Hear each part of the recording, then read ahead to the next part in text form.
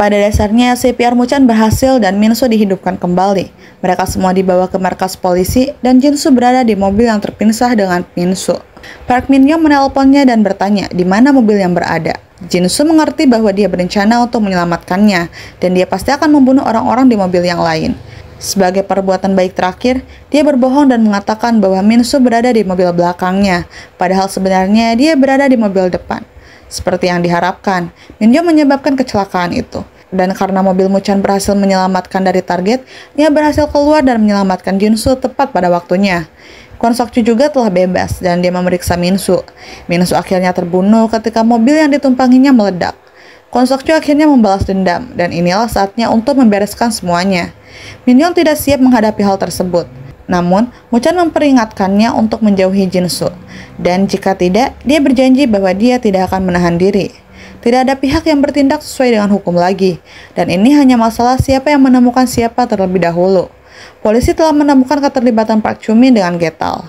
Orang tuanya telah menjadi korban penipuan perumahan dan sejak saat itu, Chul-min berjuang untuk mendapatkan keadilan. Dia bergabung dengan Getal karena kemarahannya. Selama ini, sikapnya yang seolah-olah membenci profesor itu adalah kedok. Akhirnya, sekarang Muchan secara serius mempertimbangkan kapan Minso menyerahkan diri ke polisi.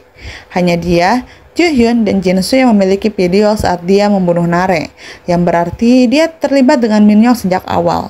Jinsu juga telah merekam teleponnya dengan Min-young, yang telah memberi mereka bukti bahwa dia berencana menyerang kendaraan polisi untuk mengeluarkan putranya. Yang diinginkan Min-young sekarang adalah balas dendam.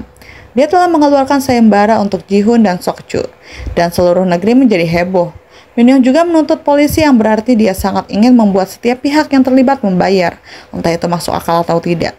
Sementara itu, Sok-ju menyuruh Ji-hoon untuk meninggalkan negara itu dan membuat kehidupan yang berbeda untuk dirinya sendiri.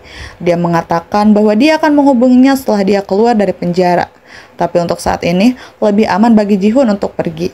Ji-hoon setuju dengan hal itu, tapi dia memutuskan untuk berbicara dengan Ju-min sebelum pergi.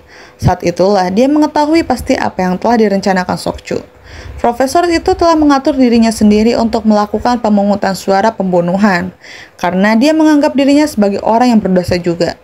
Ketika Ji-hoon melihat siaran tersebut, dia harus segera menghentikannya. Ju-min memutuskan untuk bergabung dengannya demi keselamatannya. Ji-hoon memulai siarannya sendiri, di mana dia memberitahu semua orang alasan sebenarnya mengapa Sok-ju menjadi Getal. Pada dasarnya, Ji-hoon berusaha melakukan segalanya untuk memastikan ayahnya tidak bunuh diri. Namun, itu tidak mengubah rencana Sok-ju. Pada akhirnya, Sok-ju tetap bunuh diri. Muchan berusaha menyelamatkan Sok-ju yang telah menggantung dirinya di langit-langit.